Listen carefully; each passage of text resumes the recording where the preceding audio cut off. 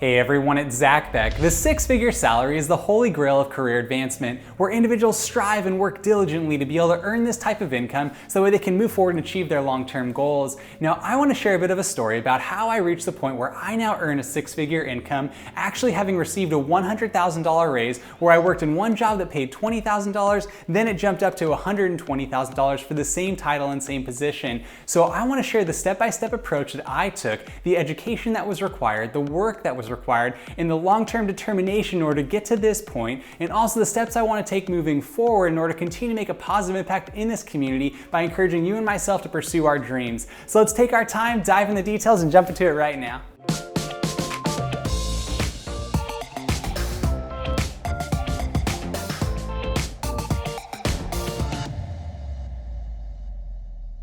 Alright, so a little background on myself. My name is Zack Beck. I served as the city clerk for the city of Oceanside, California, being the youngest elected official in San Diego County back in 2012. And when I was elected into the city clerk position, that position paid about $20,000. And it was a very intense position, requiring the ability for me to be in charge of the elections, the information, the legislative approaches, and a lot of the logistical administrative details associated with our local government. And this was an intense job, required a lot of energy and effort, but also required a lot of work to get to that point. As previously mentioned, that position was an elected position, so I had to actually run for office by knocking on people's doors, by participating in debates, by sending out flyers, by doing all sorts of efforts and work in order for the public to put their trust into me to go and actually do the job and do it well. So I got elected in 2012 at the age of 25, taking over $1 million annual budget along with a staff of 9 individuals, having to lead them moving forward in order to do what we needed to do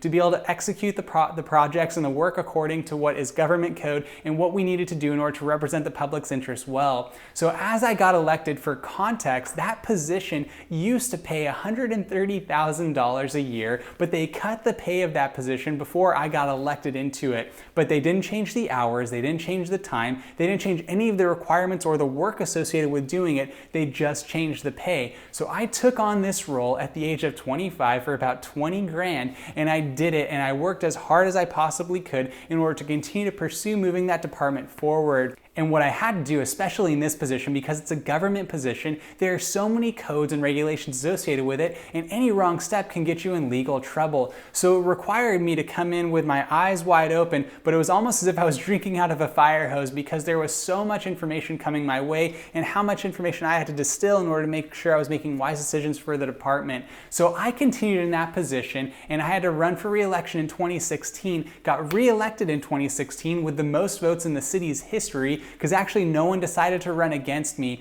And in addition, we executed additional policies along the lines of transparency in government by allowing campaign finances to be disclosed online so that people knew where different candidates were getting money from. Furthermore, on that, I also did additional work to allow the public to be able to make public comments at meetings in a more streamlined manner. And also we had to reduce the amount of paper that we were producing so that we could actually have a positive environmental impact. So there was a lot of work, a lot of energy, a lot of effort that went into this, and basically just having to take it one step at a time, working very hard in the process and in the minutes of doing so. Furthermore, when it came down to it, I was very fortunate to be in this position because I got to have a direct impact on the other elected officials, whether that was the mayor or the city council members. Even the council allowed me to do the opening invocations at the city council meeting, which basically is a way to kind of open up the overall public meeting and try and encourage public officials to make wise decisions and to be peaceful in doing so. So from a ministry standpoint, that was really encouraging to myself to be able to do so. But I just want to let you know that that's kind of the totality of that type of position. It is called a city clerk position. Most municipalities will have that. So whether you're in California like I am, or if you're in Texas or North Carolina, or even in different countries, usually most cities have the city clerk. For context, the city clerk basically is in charge of the minutes of the city council meeting. They're in charge of all the records of the city. They're in charge of executing most administration, making sure that's available for the public to review, whether that's an ordinance or a resolution. And also they do a lot of work with the elections, make sure they're run in a fair manner. So there's a lot involved in that position, and you'll see that in most democracies, a city clerk is required. So this is a great type of position for you to pursue. And I had identified this position back when I was a little bit younger, and I knew I wanted to go for it because that's the type of job I enjoyed, where I could be a neutral broker, someone who's able to just execute policies without a lot of political influence, but still make a positive impact by being a public servant. So I went for it, I got the job, and then once again I got reelected in 2016. Now, taking a step back, one of the downsides of this position was that it paid so little, but the work was so intense. So while I was simultaneously the city clerk, I was also managing a business, and I was also serving as a youth pastor. So there was a lot on my plate at that time, also having just been newly married. So there was a lot going on in my life.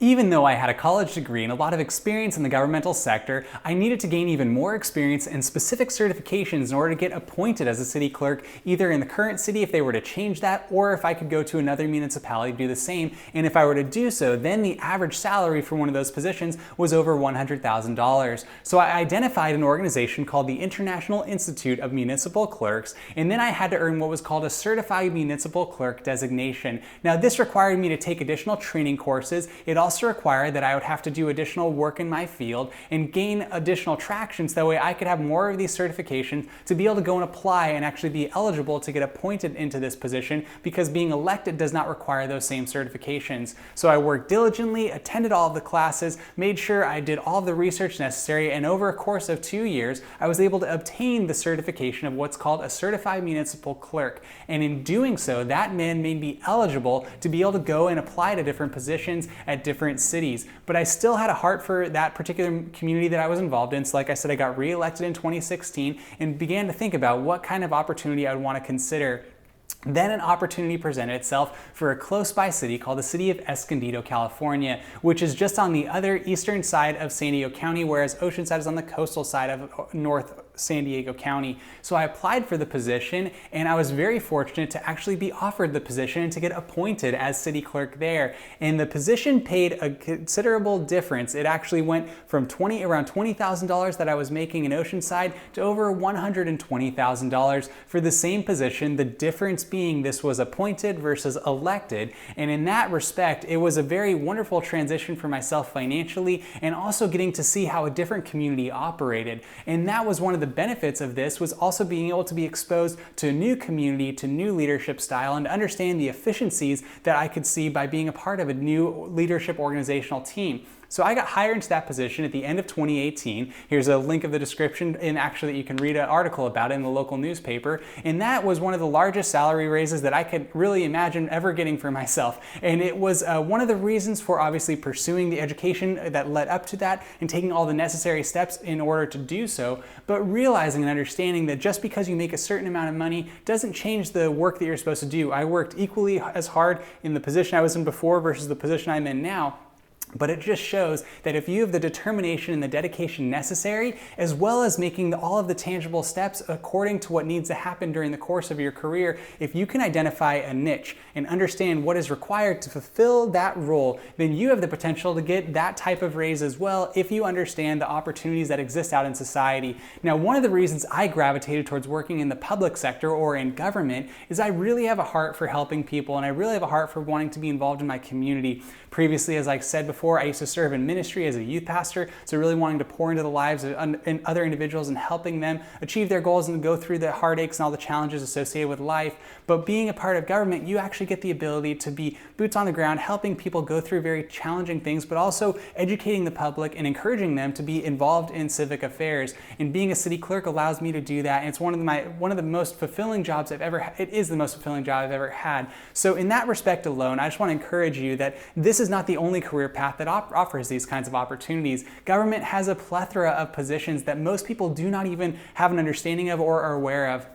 You can go onto governmentjobs.com and actually see all sorts of government options that exist out there, and they're good, high-paying jobs and quality of life jobs that allow you to then be involved in your community and also make a positive impact. Now, there are downsides associated with being in government in comparison to, say, being in the private sector or even the nonprofit sector. Obviously, there are a lot of rules and regulations, but I will say I've really enjoyed my experience being in government. So I just want to encourage you, as this is another opportunity that exists and an avenue that exists that most people do not not have the ability to be aware of. And one of the approaches I want to take as someone who's involved in this particular sector is understanding that sometimes people have a negative associated with government, especially as they read the headlines and the politicians who are going back and forth against one another, or they have a negative view saying that government workers don't work hard enough or whatever it might be. I can tell you from the bottom of my heart, government workers have a lot on their plate. They do a lot on a daily basis, not just myself, but the other individuals who work along there. And I really think it's important for us to have more people who are really civically minded and community engaged and wanting to go and make a positive impact. So if I can encourage a few people to go in that direction and also be simultaneously benefited from a career advancement and financial standpoint, I really want to encourage you to do so.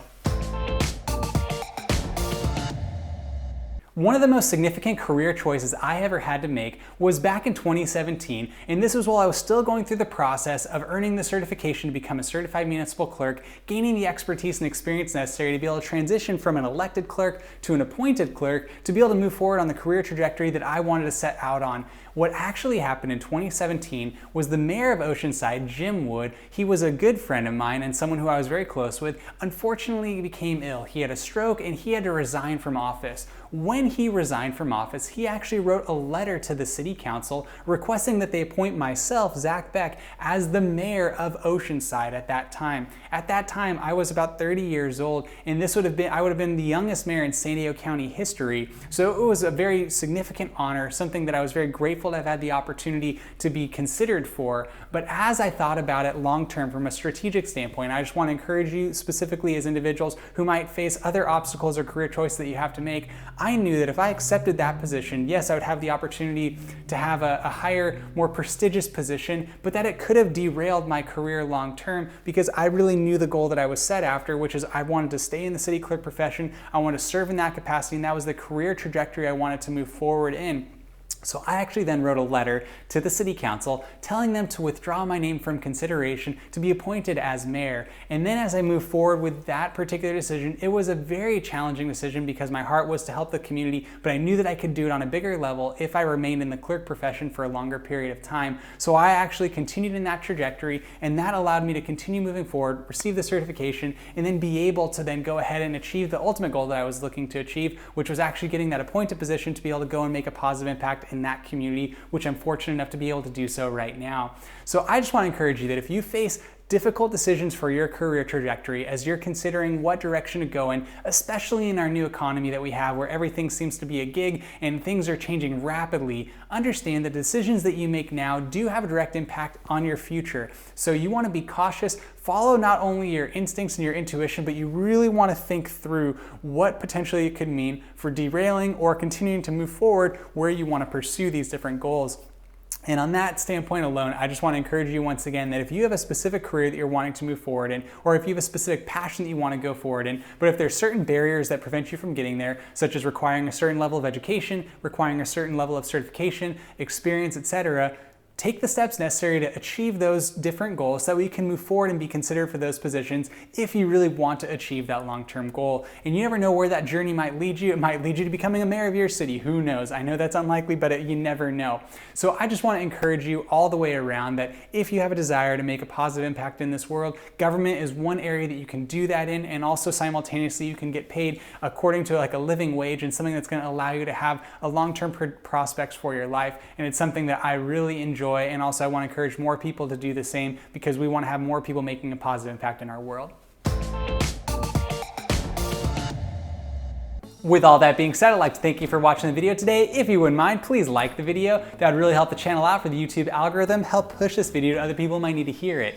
In addition, if you wouldn't mind, please comment down below. I'd love to interact with you, get to know you, answer any questions on your behalf, and do any research on your behalf as you're moving forward in your career path and wanting to make the best decisions possible. Furthermore, if you wouldn't mind, please subscribe to the channel. That would mean a lot to myself personally, as I want to do everything I can to create content that makes a positive impact in your life by encouraging you and myself to lead lives of meaning and purpose, all while maintaining balance and moderation. And if you do subscribe to the channel, please tap the notification bell. That will notify you every time I post a video, which I do on a weekly basis. Once again, I'd like to thank you for watching the video today. I hope you have a wonderful day. Talk to you next time.